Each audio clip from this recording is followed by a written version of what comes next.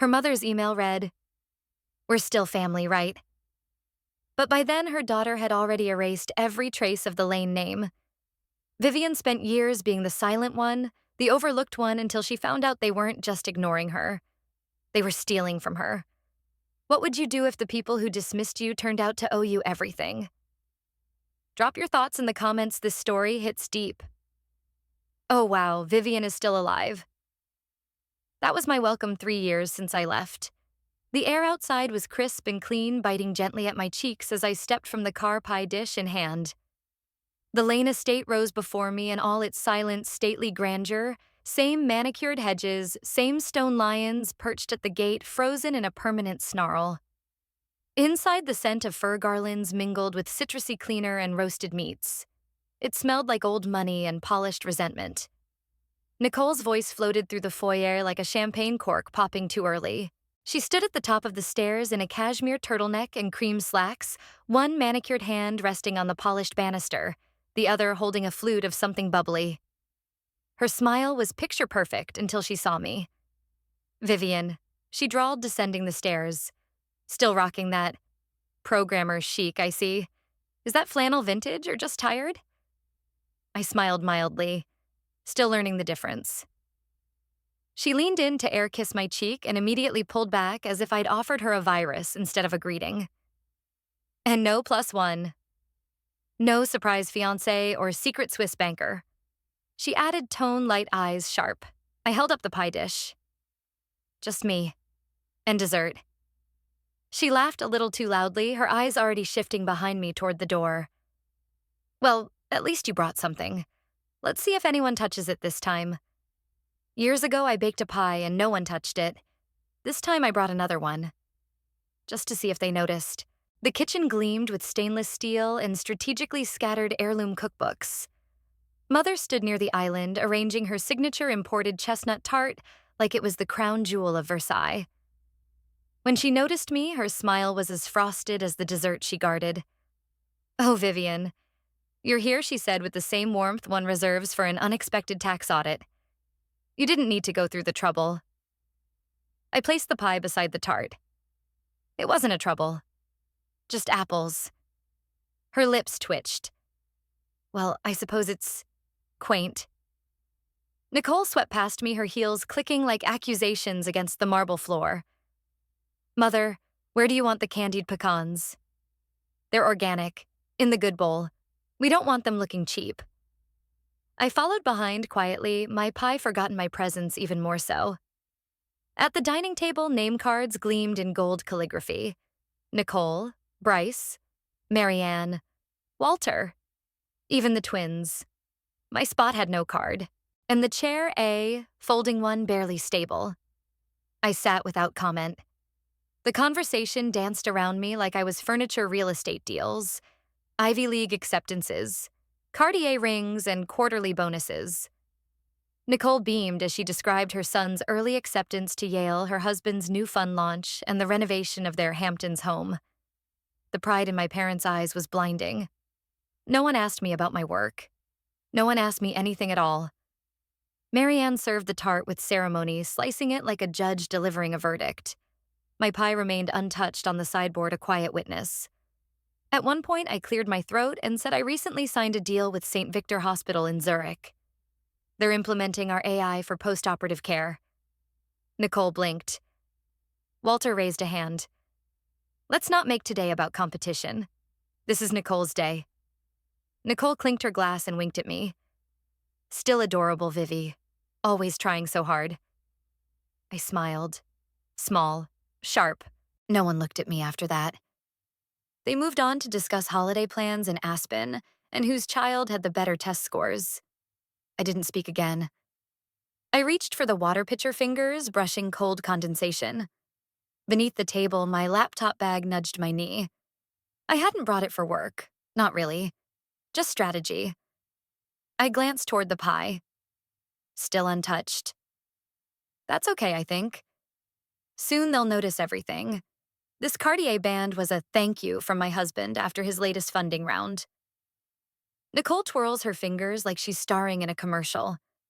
The ring caught the light with a kind of arrogance, platinum gleaming diamonds winking like they were in on the joke. Around the table, murmurs of appreciation rose like a well-rehearsed choir.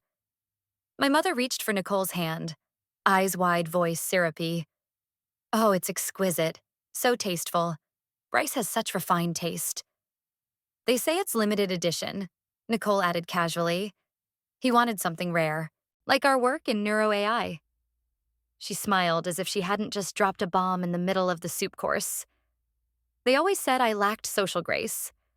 I built an empire in silence, they built a dinner party in my absence. I looked down at my plate untouched. Not because I wasn't hungry, but because I didn't feel like feeding the performance. Nicole was on her third monologue since the salad course. This one was about their new villa in Santorini. The last was about her son's early admission to Yale and his unexpected interest in philosophy. Every anecdote was a weapon of mass validation, and the audience captive and complicit. Marianne dabbed the corner of her mouth with a linen napkin. Honestly, Nicole, your life sounds like a feature in Architectural Digest. Nicole laughed. Don't give Bryce any ideas. You know how he gets when cameras are involved. Walter, who had barely looked in my direction all night, chuckled approvingly. You married well, kiddo. That's what matters. I tilted my glass slightly, letting the champagne swirl. My phone buzzed in my lap, discreet, no ringtone. I glanced at the screen. Eliza Tran, Athena CloudWatch, just flagged a duplicate algorithm. Your code is live. I blinked. My pulse skipped, then recovered like it had done drills for this moment. Quietly, I slipped the phone back into my lap. The room kept buzzing, oblivious. Nicole was now explaining Bryce's latest biotech revolution, some platform for adaptive diagnostics using predictive AI. Everyone nodded along, dazzled. Only I heard the echo in my head. Predictive AI. Diagnostic layering. It was like listening to someone recite your diary out loud, word for word, in someone else's voice. The pie still sat on the sideboard untouched. A silent witness. I stood muttering something about needing to check an email. No one stopped me. No one asked. I moved down the hall, heels soft against the Persian runner. Entered the study, closed the door. Sat.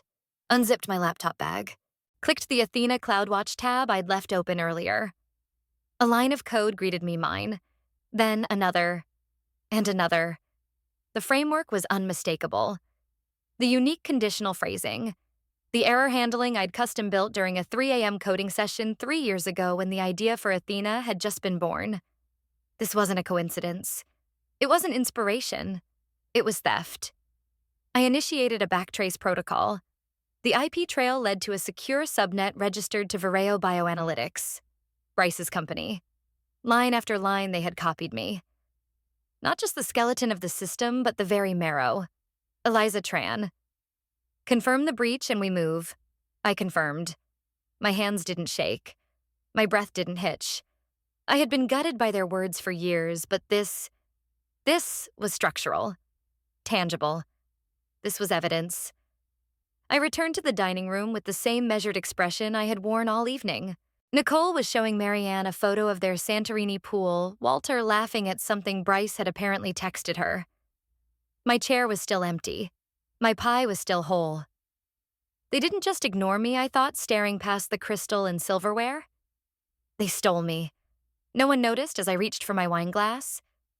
The burgundy shimmered like blood in candlelight. I turned it slowly, then pushed it to the side. They want to toast their success. Let's drink to their downfall.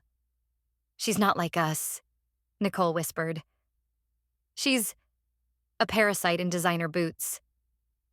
The house had thinned, guests had left with drunken smiles and Tupperware full of leftovers they'd pretend to forget in the fridge. Laughter had faded into echo. The walls no longer vibrated with performative praise. Just quiet now, thick, sticky heavy. Midnight had stripped the Lane estate of its masks. I stood in the hallway outside the kitchen, feet pressed against the cold marble floor body tucked into shadow. My back to the wall, I listened. They thought I was asleep. They always thought I was gone before I ever left. She doesn't belong in this family. Never did, Marianne said. Her voice was low but without softness. just the polished disdain of someone who practiced disappointment like an art form. Nicole made a sound part. Laugh. Part scoff. I mean, if she weren't blood, would anyone even invite her? They stood near the espresso machine, backlit by the refrigerator's glow. Nicole had taken off her earrings. Her hair was pulled into a loose bun, but she was still performing. Still selling herself like she was on stage. Do you know she brought that same pie when she was 22, she continued. She doesn't evolve. Just loops in sad little circles. She lives alone, you know. No partner, no children, Marianne murmured as if listing a terminal condition. If she didn't share our name, I'd have thought she was someone's charity case. I didn't move. I didn't blink. My body had gone still in that familiar way, the kind of stillness you learn when you're a child being screamed at where your only power is to absorb and disappear. I'm just saying, Nicole finished swirling what was left of her wine. She's not one of us. She's an obligation. I always stood behind closed doors. They never imagined I'd be listening with both ears and backup servers. I left before they turned toward the hallway. My steps were soundless. I knew this house better than they thought. I had spent years studying its rooms the same way I'd studied people quietly, relentlessly. In the guest room, I shut the door behind me. Not with rage, not with heartbreak, just purpose. I sat on the edge of the bed, pulled the laptop from its case, logged in, accessed the dashboard. No hesitation. The screen bloomed into cascading numbers and accounts. House under my trust. Nicole's credit card tied to my Orion Holdings account. Bryce's office lease billed monthly through a shell company I created. College fund for the twins managed through a subsidiary of my AI foundation. BMW in mother's driveway, my name on the title. Chase Sapphire card. Walter used to buy golf clubs in Arizona, my executive rewards account. For years, they feasted without knowing who stocked the pantry. A message blinked in the corner of my screen. Eliza Tran. All green. Say the word. I didn't answer. Not yet. I opened the freeze menu. The dashboard lit up like a control room. Freeze credit line. Revoke trust access. Recall tuition disbursements. Suspend vehicle registration. Each click felt like breathing, steady, essential. They took my silence as surrender. It was surveillance. They took my distance as weakness. It was positioning. They took everything. Now I would take it back. I hovered over the last confirmation, freeze all Lane family-linked accounts. Click. The room went still.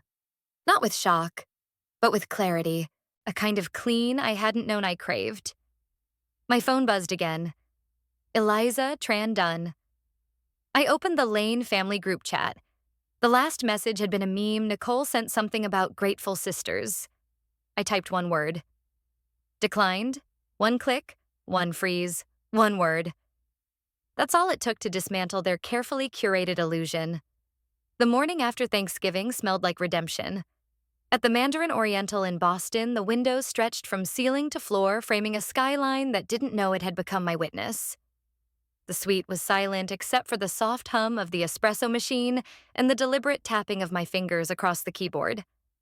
They once joked I was the tech support of the family. Now let's see how well they function without me. I opened the dashboard again. This time, not for surveillance execution. My cursor hovered over the checklist, each item precisely labeled Trust Freeze, Real Estate Lien Reassertion, Recall of Loan Guarantees, Credit Line Revocation, Car Lease Disablement, all of it tied back to me quietly, legally, indisputably. My phone lit up beside the keyboard. Eliza's name flashed. Eliza Tran Cease and Desist, delivered to Vireo Bioanalytics at 8:03 a.m. Breach confirmation attached. We've initiated federal filing for IP theft. I took a slow sip of espresso. No sugar, no cream. Just bitter, clean, and earned. Another message followed seconds later. Eliza Tran. All financial freezes processed. Title reversion initiated. Credit accounts locked. They're about to feel it. I didn't smile. That wasn't part of this phase. Downstairs, the world went about its morning. Brunches being planned, mimosas being poured. In Greenwich, I imagined Nicole walking into a boutique cafe ordering her usual oat milk latte with a side of smug. She'd smile at the barista, hand over her Amex Platinum, and then declined. Walter's phone would buzz before noon. His mortgage payment had bounced. Autopay failure. Credit check warning. He'd assume it was a glitch, a banking error. Marianne, halfway through her Saturday hair appointment, would get locked out of the BMW. Remote disablement. Repossession initiated. I didn't need to be in the room to watch them unravel. I only had to keep clicking. Another dashboard. The family foundation's shared investment account. Frozen. The apartment Nicole leased in Manhattan, rented via a holding firm I established, lease revoked. I opened the Lane family group chat. The last thing posted was Nicole's Thanksgiving centerpiece photo. Gold leaves, cursive place cards. My name was absent. This time I typed mine. Declined. The phone rang 20 minutes later. Nicole. I let it vibrate. Then Walter. Then Marianne. On the fourth call, I answered. Vivian. Nicole's voice was panicked, shrill. Our accounts, everything's frozen. My card didn't work. Bryce said the company's been served with legal papers. What the hell did you do? I kept my tone flat, clinical. You said I was invisible. Now I'm giving you what you wanted. Silence. The kind that means she's calculating, not apologizing. Eliza can forward any legal inquiries. This conversation is over. I ended the call. Another message came through. Eliza Tran. They'll call you villains. Don't flinch. I stood stretched and walked to the window. The city glittered unaware. I didn't need to flinch. I just needed to walk away. You're a disappointment, my father hissed in voicemail. Funny, that's the only time he's ever called me directly. The voice memo ended with a sharp exhale, like he'd been holding his breath through the entire message. Maybe he had. It takes effort to weaponize disappointment with such precision. Outside my office window, snow dusted the rooftops of Boston. The city hummed below, unconcerned. I sipped my coffee, no sugar, no cream, and let the silence settle. They only ever noticed me when they needed something, and now that I've taken it all back, they claim I've abandoned them. Eliza sat across the table, flipping through the last packet of documents with her usual sharp focus. We were in the conference room of what would soon become the Emerald Daughters Foundation. Minimalist furniture, walls that didn't echo. A space designed not for performance, but for progress. Once you sign this, she said, everything's official.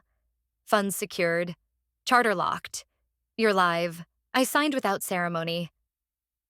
The pen glided like it had waited years for this moment. My inbox pinged. Marianne Lane, subject, this isn't you. Vivian, you're better than this. Family is sacred. Don't let resentment rewrite your soul. I raised you better. I didn't reply. Another one followed. Nicole Lane, subject. Please for the kids. Whatever I did, don't punish the children. They love you. You're their aunt. My cursor hovered over the trash icon. I moved on. Then came his. Walter Lane. No subject, just one line. You owe us everything you are. I stared at it longer than I meant to. Not out of doubt, out of recognition. That sentence encapsulated everything they believed, that my success was theirs, to claim that my life was some communal investment, and I was merely the dividend. I closed the laptop. Everything okay? Eliza asked. Everything's finally clear. She nodded once. Closure rarely comes with applause. We stood. She extended her hand. I shook it. Congratulations, Vivian. Emerald Daughters is real. So is your peace. After she left, I sat back down and opened one final email from my mother. This one was different. No begging. Just a line buried in paragraphs of pseudo-love. Family doesn't raise their children in darkness. I typed one line in response. Then you shouldn't have taught me to live without light. I hit send. No drama, no rage, just truth. I returned to my phone. Opened the Lane family group chat. It was flooded with unread messages, time-stamped between midnight and dawn. Please Barb's guilt masquerading as concern. I selected delete chat. Confirmed. Gone.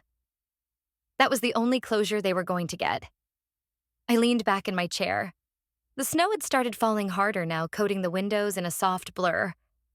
I whispered to myself, they didn't lose a daughter. They lost the only person who ever truly cared. When they wouldn't give me a seat at their table, I built my own. Now I decide who sits and who never gets in the door. The applause had long faded, but the air still hummed with electricity. Rows of young faces, fierce, awkward, brilliant, filled the MIT auditorium as the Emerald Daughters Scholarship ceremony drew to a close. Spotlights warmed the stage, bouncing off polished wood and proud eyes. Somewhere behind the scenes, caterers wheeled in linen-draped tables. On one of them sat an apple pie, golden, imperfect, still warm. Not a chestnut tart. Not imported. But mine. I had watched it vanish within 20 minutes. No one asked if it was gluten-free. No one scoffed at the lack of gold flakes. They just ate, laughed, licked their fingers, and asked for the recipe. They saw value because it was offered with heart, not status. I stood at the podium, letting the moment breathe. Behind me glowed a minimalist logo, a geometric emerald nestled in a circuit board pattern, the symbol of the foundation. Below it, in clean serif font, Emerald Daughters Power Through Precision. My name is Vivian Lane, I began, and for years I designed algorithms that helped machines predict human behavior. But no machine ever taught me how to survive human dismissal. I paused. Eyes stayed on me. There was a Thanksgiving not long ago. My family invited me, but not really. I brought a pie and no one touched it. I brought my name and no one used it. I brought my success and they laughed. I smiled, not bitterly, gently. They gave me a folding chair with no name card. That's when I realized I'd spent years trying to earn a seat at a table that was never built for me. Silence. I stopped asking to sit. I learned to build. A hand raised from the front row. A teenage girl with braided hair, eyes wide but voice steady. "How did you keep going?" she asked. "When your own family didn't believe in you." It wasn't the first time I'd been asked that. But it was the first time I felt ready to answer fully truthfully. Because I didn't need them to know my worth. I just needed to make sure you know yours. The words landed like glass hitting sunlight. Not shattering, refracting. A tear slipped down her cheek and she nodded. Others followed suit. I didn't cry. Not out of pride. Just peace. This wasn't revenge. This was resurrection.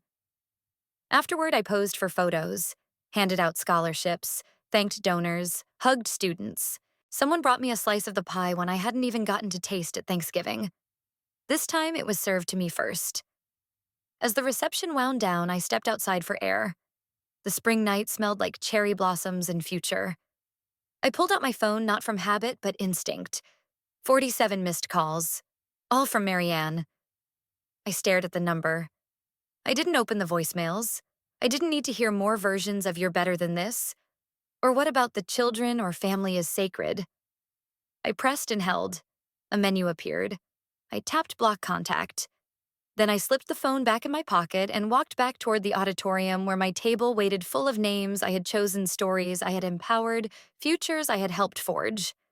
No folding chairs, no afterthoughts. Just a new table. And this time, I was the head of it. They thought silence meant surrender, but she was merely loading the truth. What they mistook for absence was preparation. What they called betrayal was justice served cold. Because when the people closest to you become the architects of your erasure, the greatest revenge is not destruction, it's reconstruction. She didn't return to seek their approval. She rose to make sure no one else would need it. Like the final chord of a long-forgotten melody, justice may arrive late, but it resonates forever once it's heard. Sometimes the table you build for yourself becomes the one that feeds a generation.